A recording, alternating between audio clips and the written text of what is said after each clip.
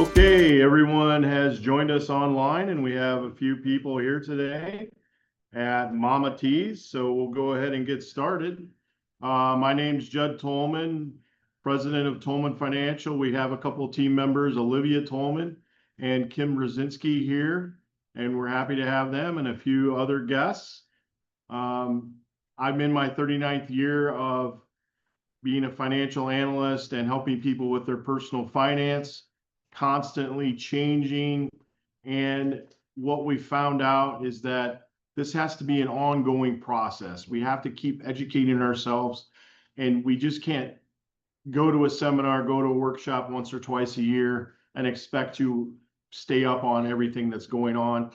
And the product changes. Back in 1981, interest rates were at their highest. You could get a 10-year CD for 14%, which meant your money would double twice in that 10-year period. You didn't need a financial advisor. You didn't need to be in the stock market, because anybody that thought they could get better than that was probably somewhat crazy.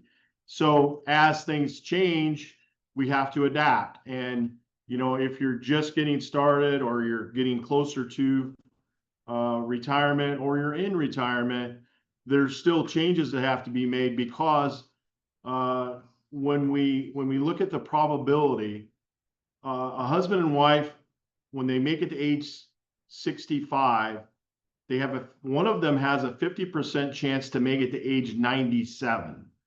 So when we look at how we're going to help people, we go out to age 95, 97 and work backwards, because we don't want people to run out of money. And that's the biggest fear people have in retirement, is running out of money. And I think one of the reasons why is because they don't have a plan, and they're just kind of shooting from the hip, because no one's ever helped them with the 401k, and they've had to be on their own. And we'll talk about that in just a second. So I'm going to go ahead and share my screen here, the sheets. So today we're going to talk about 401k alternatives. And we have what we call at Tolmen Financial the life pension. So that's what we're going to talk about today. It's grown in popularity because the 401k is 100% taxable. And as this product is totally different, because it's not taxable. So anything you bring out of this plan, distributions, and then there's even a lump sum to a beneficiary that is not taxable. So this is the Java with Judd series. We do these on Friday mornings. We're actually thinking about doing an evening edition. There's my contact information there. And it is also part of the Millionaire in the Mirror series, which we have on YouTube. We've got several different videos out there, and we're adding them every week. And it's kind of like a library. Hey, I want to learn more about this, so you can kind of pull that off the shelf and watch it. We try to keep them short, 15 to 20 minutes, kind of like this broadcast is meant to be. So at Tolmen Financial, we use common sense coupled with math and science. We don't throw darts against the board or try to figure out what the market's going to do. And we try to make sure that all those components get meshed together and are a well-oiled machine, because you've got 401k, you've got pensions, you've got investments, you've got Social Security, and we all want those to hum together. And we want, when we talk about in the old days, you shouldn't have all your eggs in one basket. We feel like you shouldn't have all your cash flow in one area. A lot of people are driving right up to the finish line and they're ready to retire, and all they have is a 401k and of course Social Security. Well, now you've only got two income streams. And what happens if the government comes out and says, hey, we're going to tax 401ks at 30%? Because there's no rules that says they can't do that. And they've done some really crazy stuff and isolated those things, those different plans, so that people couldn't even touch them, especially the tax shelter annuity, the 403b. they won't, they won't let you move it until you have separation of service or you're 59 and a half. Well, as those products get outdated and they're stuck in that plan, they wouldn't let you get out. And I had a few clients who were stuck in there, for over 10 years in an inferior product. So let's talk about the 401k. Time Magazine, October 19th of 2009, put this on their cover. And so that's been 16 years ago. And, they already were calling that it's time to put the 401k to bed. And that article is very telling. It's exactly the things that we're seeing today. And, even that far back, it was already being touted that it shouldn't be used. 401k, how good is it after 40 years? So the 401k started in 1979 when the IRS code added 401 and then line K. That's where this comes from. But it never kind of took off until 1981 when a group implemented it and started the 401k process. It took a few years for it to become popular. So then businesses saw that this was much lower cost, but it never was intended for the regular worker. It was intended for the highly compensated, the business owner, and it was designed that there would be no help, because they figured that those highly compensated already had people helping them with their money, and this would just be another thing that they added. So as things went on and companies changed from the pension, or they started offering the 401k, by design, there's no help in anything about it. They'll help you enroll, they'll give you a prospectus, and you're supposed to figure out which area you're supposed to invest in for your whole career, and it just hasn't worked. And we do have a video on YouTube that talks about it, and Fox Business just had a segment with Thomas Paine, and they went through, and it's called the 401k, the cracked egg, because it just has not delivered. They showed where people have put in $800,000 into their 401k and only have $500,000 in their account because of fees and because of the volatility in the market, and they just didn't know how to invest. So the other thing that's happened when they started moving from pensions and converting those to 401ks, the companies paid the expense charge.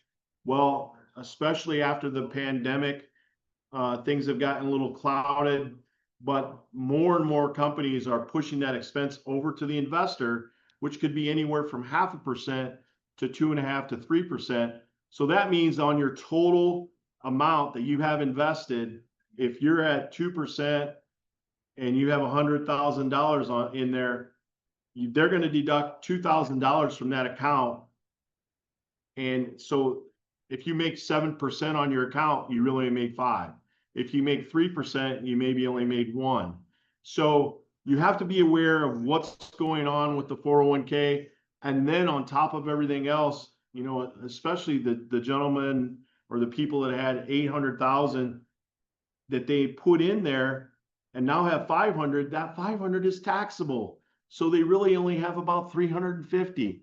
They would have been better off putting the money between a mattress and not having it grow at all, because it didn't grow. It went backwards. So we're also seeing people who have been in the 401k now their whole career, and they're getting to that finish line, or maybe 55, and they've got large sums of money in there, $1 million, $1.5 million, and they're realizing, oh my gosh, this whole account is now 100% taxable, and it's going to keep growing. So how much do I take out? And that's the other problem. The 401k was never meant to be a distribution for retirement. It was meant for the highly compensated as a bonus, and it was just going to be something that they had. It's not designed to pull out X amount of dollars. And that's why the financial people tell you that you can only take out 4% a year, because they're afraid you're going to run out of money. So if you've got $1 million in your account, they're basically saying you can take out $40,000 a year and not worry about running out of money. Because remember, you got to get to age 95 or 100, to make sure we don't run out of money. Okay. So how good is it? I would say you can make up your own mind, but so Judd, I see what you're saying. What can we do? What's the better solution than going down that 401k path?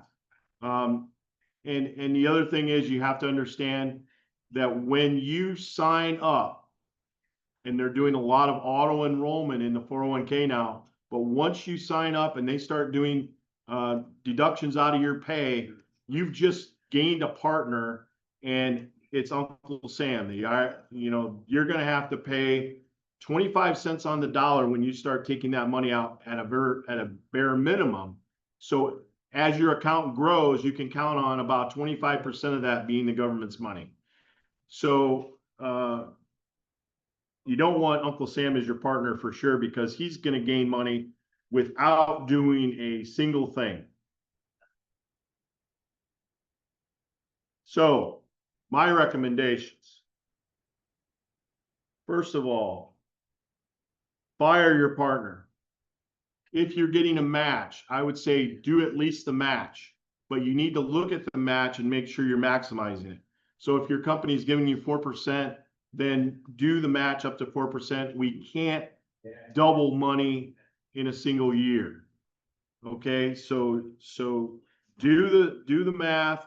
Make sure you're getting your match. Uncle Sam is a money grab big time in the 401k process. Then, if you separate service, number one, do not cash that 401k in.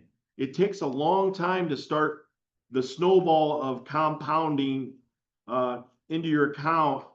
And if you work for a company for 3 or 4 years and like, oh, there's only $10,000 or $15,000 in there, and we've been wanting to do this addition on our house. If you pull that money, you not only depleted your 401k, but you may have truncated 5 to 10 years, however long you put in that. And that's going to cost you a lot of money on the other end when you look at how that curve grows.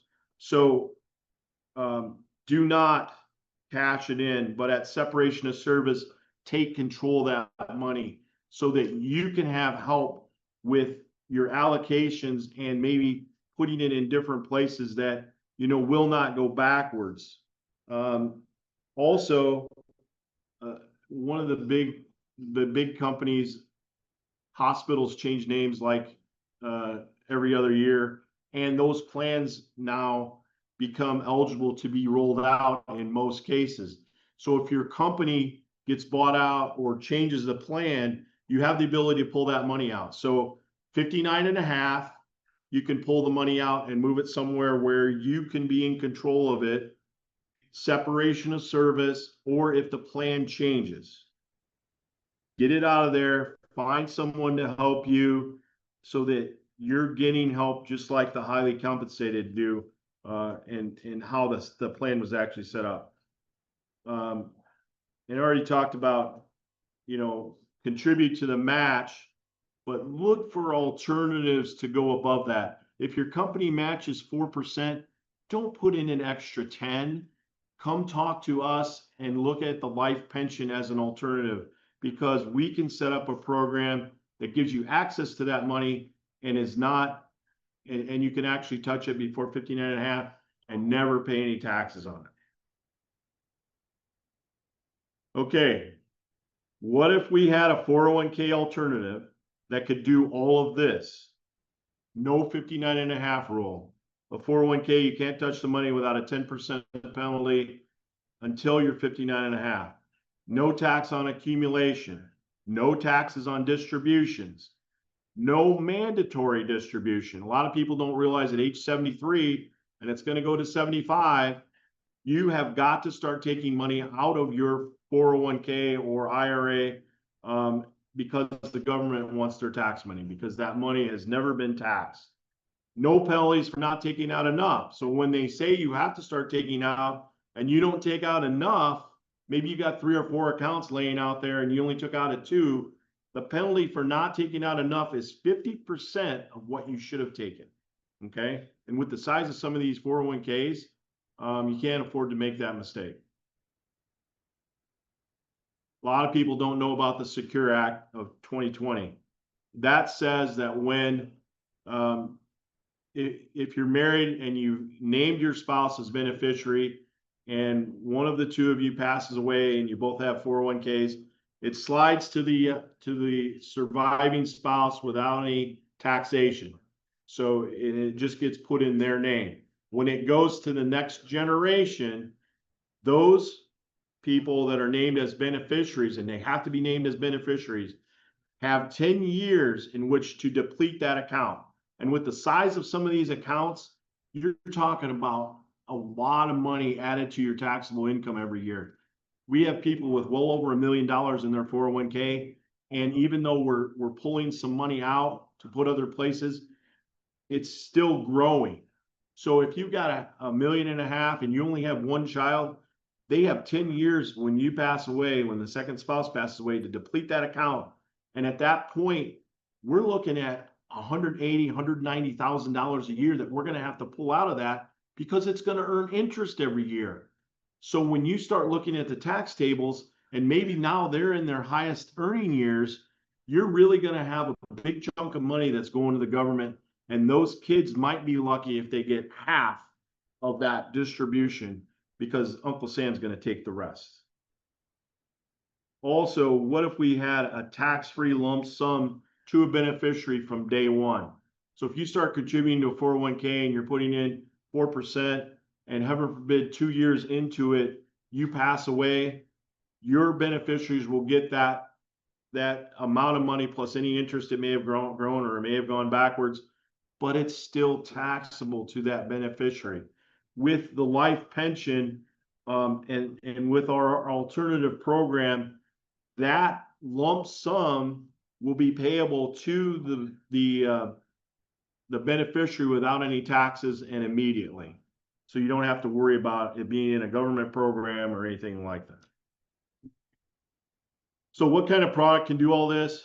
Listen, it has to be properly designed.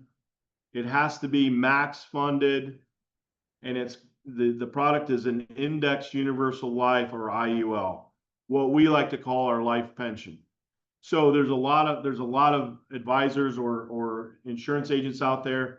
They can get you that program, the Indexed Universal Life, but if it is not funded correctly and it's not designed to specifically handle your needs, it isn't going to do the things that you think it's going to do.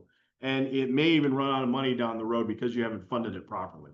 So it's very important that you seek someone who has a lot of experience in that, and myself and all our team members are very versed in how to set that up. So when we look to the diagram, the tube got a life pension at the top. By the way, we're here at Mama T's. The coffee is on, and we're having fun today, and the waitresses are doing an amazing job. So when we look at the life pension, it's an account that has cash in it. Our program right now is paying right at 7% or higher, and there's no risk to that. If it is based on some of the market, based on market, how the market does, but it'll never go backwards. You have a guarantee that it'll never go backwards. So right now 7%. So in this instance, let's say someone had just started their life pension and maybe they're paying $100 or $200 a month, depends on their age. Something happens to them, like we just talked about, their beneficiary is going to get $350,000 or whatever that benefit is right away. Heaven forbid something happens to them 1 or 2 years into the program. Whereas if they were putting in a 401k, they're only going to get those 2 or 3 years that they had contributed. In this instance, we're going to say there's $200,000 in the cash value. So it may have been a lot of years. It may have been something that $200,000 got moved in there over a 3 or 4 year period. But you have to remember there's no government control on this account. So they can't tell you what to do, when to do it, or anything like that. So, but we don't just want a policy that pays a death benefit. We want a policy that's going to pay us while we're living. So the way that we can do this is we can take loans against that 200,000. So if anybody knows how a bank works, we put money in the bank and they pay us, especially on a savings, a fiddly amount of interest, and then they make money on the margin. So they're loaning money out at 10, 15%. Maybe people have, questionable credit, or they want a motorhome. So they're loaning money out much higher than what we're getting. Even if we're getting a CD at 3 or 4%, they're loaning money at 7 to 10%. So what we're going to do is act like a bank, and we're going to take loans against our policy, and they're going to be tax-free, because when a beneficiary receives life insurance proceeds, that money is not taxable. So when we take a loan, we're actually going to take our death benefit early. It's going to be subtracted from our death benefit. And in doing that, we're taking our death benefit early. So the IRS says you are not taxed on that. Okay. Now, the loans, and I have to specify after 5 years. While you're in that first 5 year period, the loan charge is 6%. After the 5th year, the loan fee is 1%. Okay. So kind of like what a bank would pay us, they're going to pay us this 0.5% or 1% interest on our savings, but that's okay, because we're going to start taking distributions, and if it's after that 5th year, we're going to start taking out, we can start taking out right at 10% of whatever's in that cash value. Okay, remember what we were going to take out in the 401k? 4%. In this instance, we can take out 10%, and we'll be able to take that out for the rest of our lives every year, tax-free. Okay. Now, the crazy thing that happens is that as this 20,000 keeps coming out at the end of 10 years, we would actually have $200,000 outside the policy, but that money that you've already taken out is still earning 6% interest, because it earns 7%, but we have to subtract the 1% loan. So the money that's outside the policy, you went and bought groceries, you paid car payments, whatever you did on that with that money, it doesn't matter. You're still earning interest on the money that left the policy. So those earnings go back into the cash value, and after a number of years, depending on a little bit of what happens in the market, you're actually going to have more money coming back into the policy than you're taking out.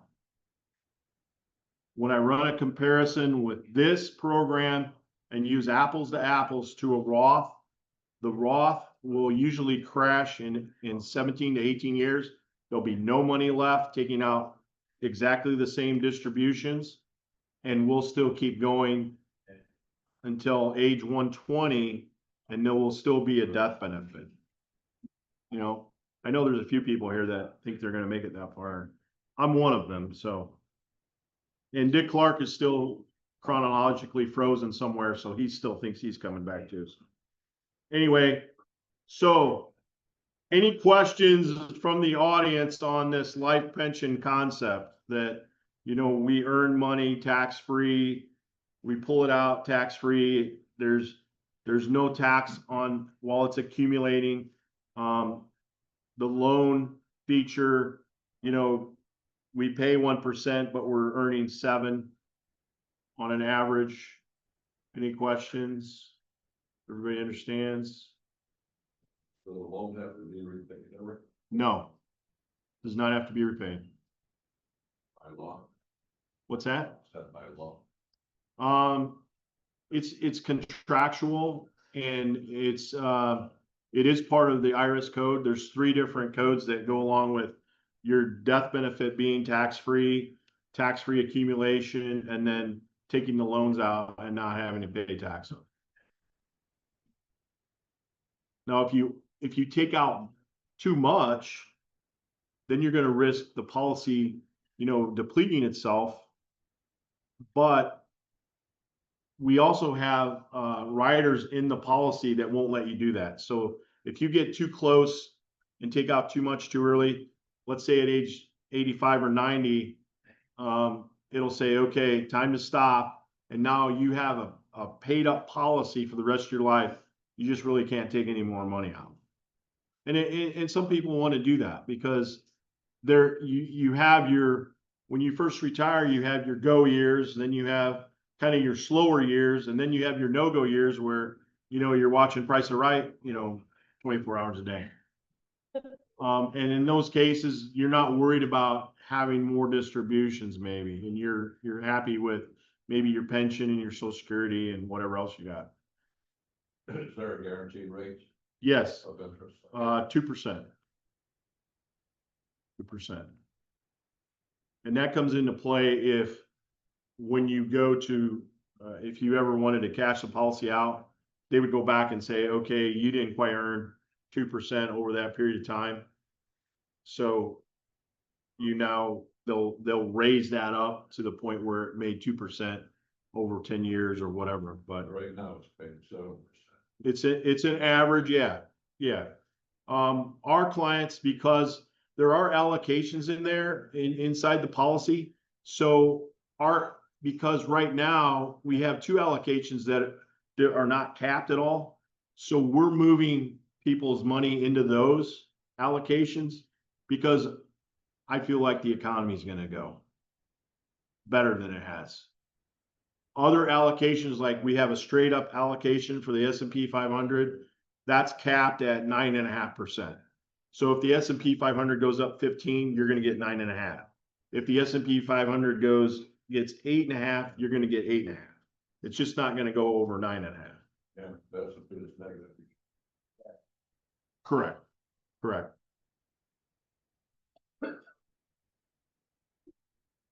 There's a lot more to this, and we definitely go through it more.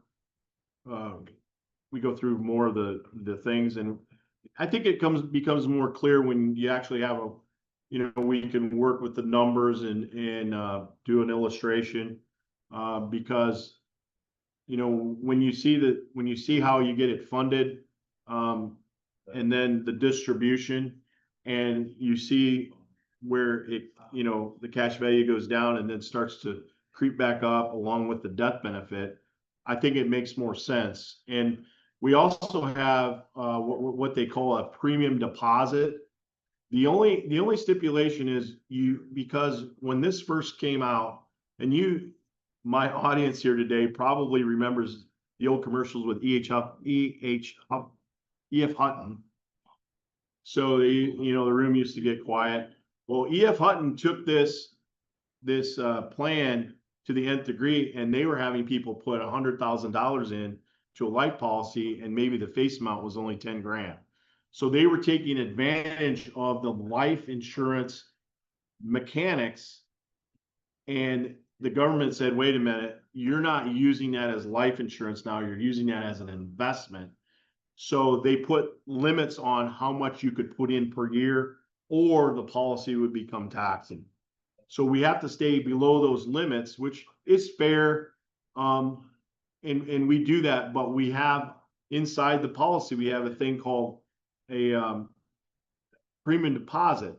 So let's say you can't put $100,000 in all at once, but you can put $10,000 in a year for 10 years.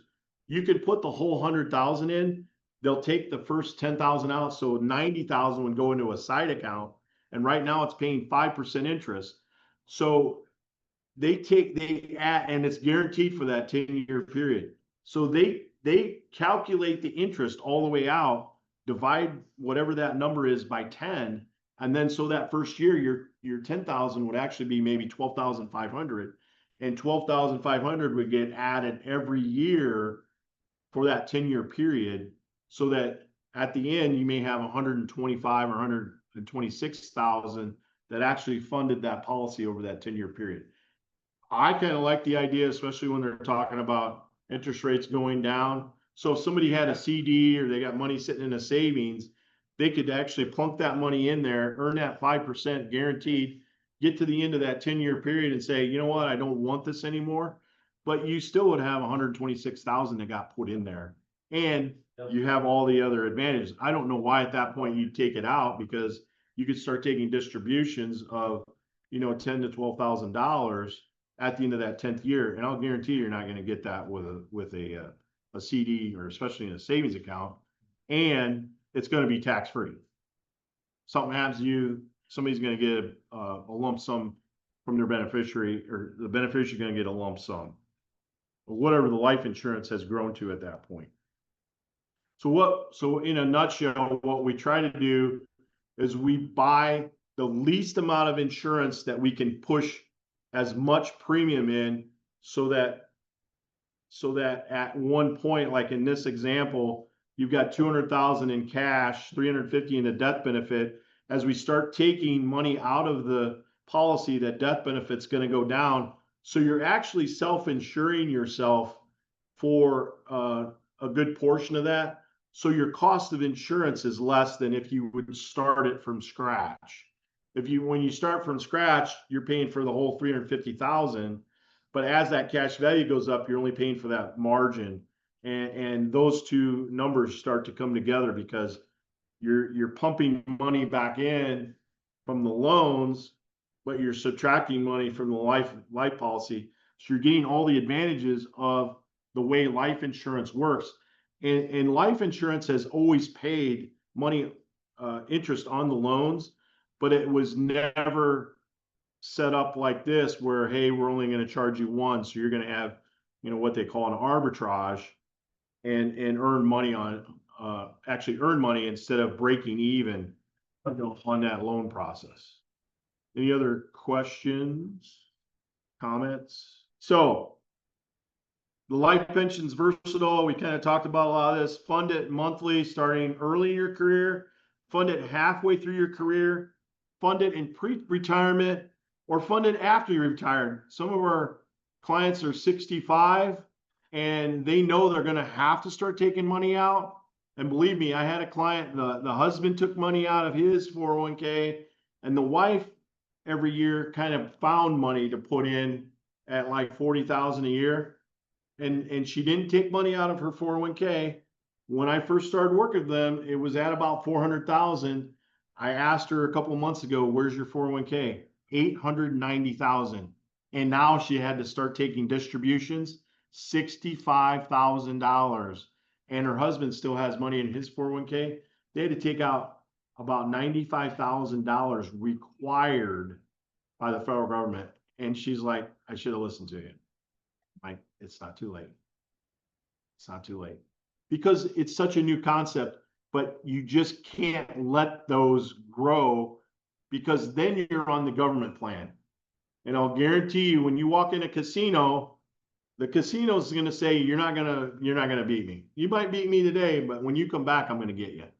And the government is the same way. They're not going to lose playing that game. So we are all set up, and the system is against us from day one, because no one's helping us. Nobody has a plan. I'm just going to keep putting money in. You go to your HR person, yeah, you should put some more money in your 401k. Okay, tell me why. Well, because you don't have any other place that you think you should put it. Make sense? So we could start these at any time. You decide what your pension amount is. So we can project this out. Hey, I'm going to put $100 a month in for 20 years. I know that I'm going to get $12,000 a year from this life pension. And you set it up. If you wanted 25,000, then you need to put 200 or 300, whatever you decide. That's what we help you figure out. The good thing is you don't have to turn this on at any point. You can say, hey, I don't need the money, and now you're 70. Okay, I need to turn it on. I need $1,000 a month. I know I could take 3 or 4, but I'm only going to take 1,000. You could turn it off then and say, I don't want to take any now. It's versatile. No one's telling you what to do. If you have a pension through the state of Indiana or a business, when you get to that retirement date and they say you're going to take $3,000 a month, you're going to get $3,000 a month for the rest of your life. You don't get to turn it down, and I don't know why you would, but this gives you the opportunity to let that account grow, and then more money would go to your beneficiary. Okay. Because you're not depleting it at all, and it's earning interest tax-free. So you can start and stop the distributions, you can increase or decrease, and there's no 59.5 rule, no mandatory, I gotta take distributions. And remember, everything you take out or any money that goes to a beneficiary, tax-free. The lump sums paid to the beneficiary. We talked about the 5% on the extra premium deposit that you can put in. It's an amazing wealth transfer tool. You know, anytime you can transfer that wealth to a beneficiary without any taxes, it just makes it so easy. And it is not part of probate. No one can contest a life insurance policy. Other people don't even know you have it, and they can't find out any information about it. So honestly, once I have a death certificate and I submit that, a week or two, the money's in the beneficiary's hands. No questions asked. No one can come back and say, hey, dad said I was beneficiary. Well, no, he didn't. You know, and it can't be changed. Can't be changed. So that's all I have today. Again, our contact information is on the screen. Judd at Tolmen Financial. Find us on Facebook at Tolmen Financial. And please, when you get on there, subscribe so that you get the next video notification. Also, if you would register at tolmenfinancial.com/million, we'll get you on our email list because we send out newsletters and things like that in addition to our videos. So with that said, thank you very much for attending today. Thank you those who came out, who asked fantastic questions. And we'll do it again next week. Bye.